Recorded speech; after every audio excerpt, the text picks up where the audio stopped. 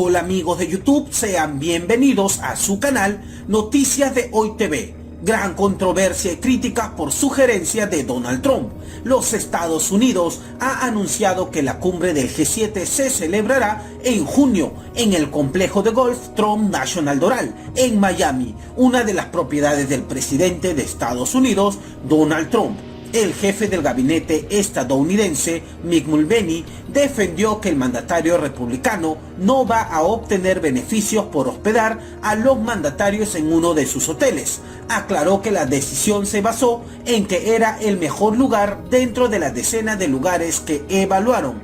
En este encuentro, los líderes mundiales de Canadá, Alemania, Francia, Reino Unido, Italia y Japón serán recibidos por Donald Trump y servirá para que las potencias democráticas tradicionales aborden problemas mundiales. Respecto a la agenda del encuentro, el funcionario aclaró que no se discutirá el calentamiento global, uno de los temas troncales de las últimas cumbres. El anuncio ayer de Mick Mulvaney, secretario interino de la presidencia, de que la cumbre del G7 de junio de 2020 será en Miami, generó controversia. No porque sea en el sur de la Florida, sino porque sería en el Club de Golf Doral, propiedad del presidente Trump. Según Mulvaney, el evento, que congrega a las líderes de las 7 economías más grandes del mundo, no le generará ganancias al mandatario y dijo además que es el mejor lugar por infraestructura para recibir a las delegaciones de los 6 países que asistirán, 7 con Estados Unidos. Podrían ser 8 si el presidente Trump cumple con su deseo de reincorporar a Rusia, que fue expulsada en 2014 por anexar la península ucraniana de Crimea. El conflicto sobre el usar este club surge de la misma Constitución Política de Estados Unidos, que incluye una cláusula sobre los emolumentos. Según el diccionario, emolumentos son la remuneración adicional a un cargo. El artículo 1, sección 9, parágrafo 8, dice que Estados Unidos no concederá títulos nobiliarios de nobleza y que ningún funcionario podrá aceptar sin el permiso del Congreso emolumentos, pagos adicionales, cargos o títulos de ningún tipo de cualquier rey, príncipe o presidente extranjero. Es claro. Ahora, en el caso de la reunión del G7, el presidente Trump estaría recibiendo emolumentos, pagos adicionales o remuneración de las delegaciones que asistan a la cumbre. El Club de Golf Doral es propiedad del presidente Trump, de las empresas del presidente Trump. Pero a diferencia de sus antecesores, Trump no se desligó de esas empresas, solo pasó el manejo a sus hijos. Es decir, al recibir pagos por el uso de su establecimiento en el sur de la Florida, estaría en una posible violación de la cláusula de emolumentos de la Constitución Política de Estados Unidos.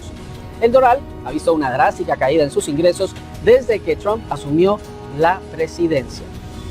En términos claros, la Casa Blanca enfrenta una nueva controversia y otra batalla con el Congreso.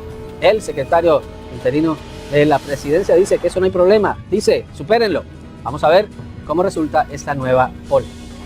Recordemos que días antes de anunciarse sobre la reunión del G7, el mandatario estadounidense Donald Trump dijo que sería apropiado que Moscú se reintegrara al grupo, ya que muchas de las cosas que se habló tienen que ver con Rusia. Esta salida de Rusia, donde pasó del G8 a ser el G7 en 2014, fue tras la anexión de Crimea por Rusia, rompiendo de esa forma uno de los canales privilegiados de interlocución con el presidente ruso Vladimir Putin.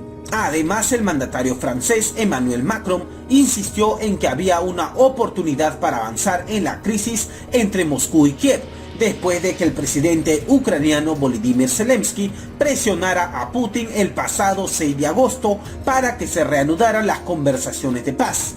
Algunos medios informan que el regreso de Rusia al club de países más desarrollados del mundo depende del progreso entre los diálogos con Ucrania. Podría volver a repetirse, según el presidente de Estados Unidos, Donald Trump, que se ha mostrado dispuesto a apoyar la vuelta de Rusia al grupo. Muchas de las cosas de las que hablamos tienen que ver con Rusia, así que ciertamente tendría sentido que volviera al G8. Desde luego, si alguien plantea esa moción, la apoyaré. Como saben, el G8 incluía a Rusia, pero el presidente Obama no quería porque Putin era más listo que él y así no es como deberían funcionar las cosas.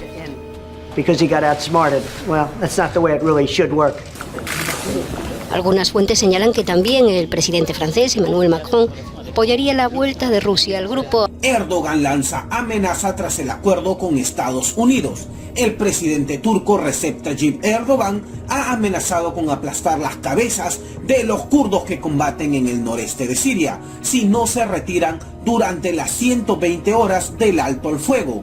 Asimismo, agregó que Ankara no negocia con terroristas y que los funcionarios de su país nunca se sentarán a negociar con un grupo terrorista solo porque algunos estados lo hacen.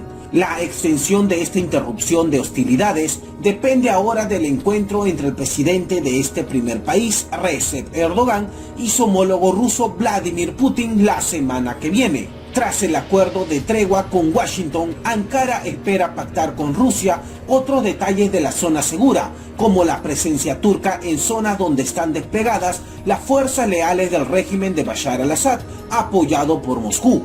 Además, el mandatario turco advirtió que si no alcanza una solución a la crisis siria, durante su reunión con el presidente ruso Vladimir Putin, programada para el próximo 22 de octubre, Ankara implementará sus propios planes. Siria atestiguó este viernes nuevas agresiones pese al anuncio de la entrada en vigor de una tregua en el norte del país. Los turcos no respetaron la medida, causando 14 muertos civiles en Rais Alain. Sin embargo, el presidente turco afirma que la agresión se ha suspendido, pero amenaza con retomarla si los kurdos no se retiran de la zona. Si Estados Unidos cumple su promesa el martes por la noche al finalizar las 120 horas, la cuestión de la zona de seguridad estará resuelta.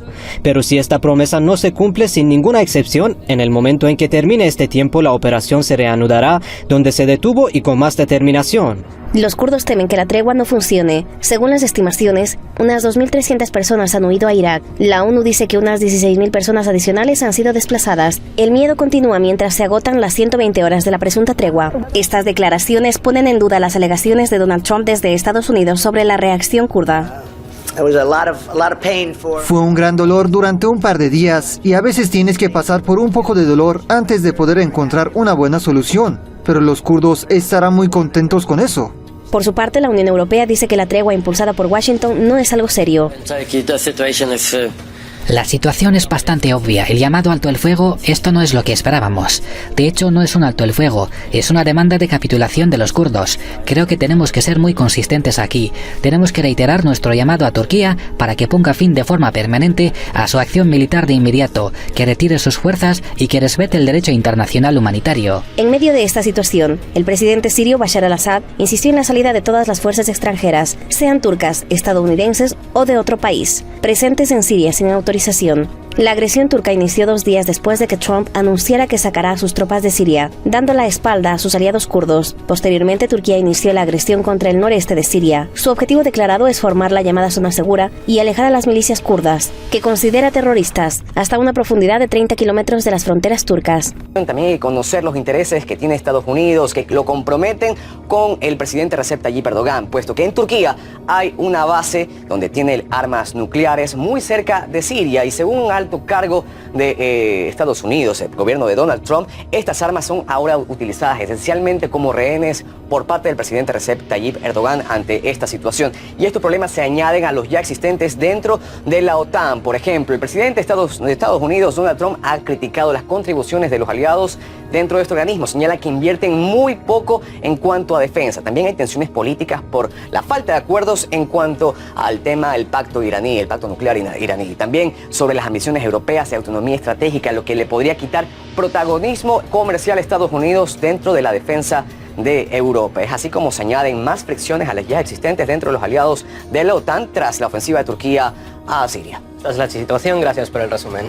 El analista político Carlos Alberto Pereira Mele considera que Occidente no tiene independencia estratégica y se deja llevar por los intereses de Estados Unidos. La Unión Europea ha criticado fuertemente esta operación militar turca, pero como también esa misma Unión Europea, incluyendo el casi salido Gran Bretaña, siguen operando a través de la OTAN y la OTAN sigue siendo una herramienta total y absoluta bajo la conducción de Estados Unidos de Norteamérica. Lo que decide Estados Unidos es lo que sí o sí levantan la mano todos los miembros de la OTAN y en este caso específico los miembros europeos, para ser más concreto. O sea, Europa no tiene una independencia estratégica, no tiene un plano estratégico real propio limpio para sus intereses, sino que va a la saga de los intereses de la potencia más grande de su alianza, que es Estados Unidos de Norteamérica.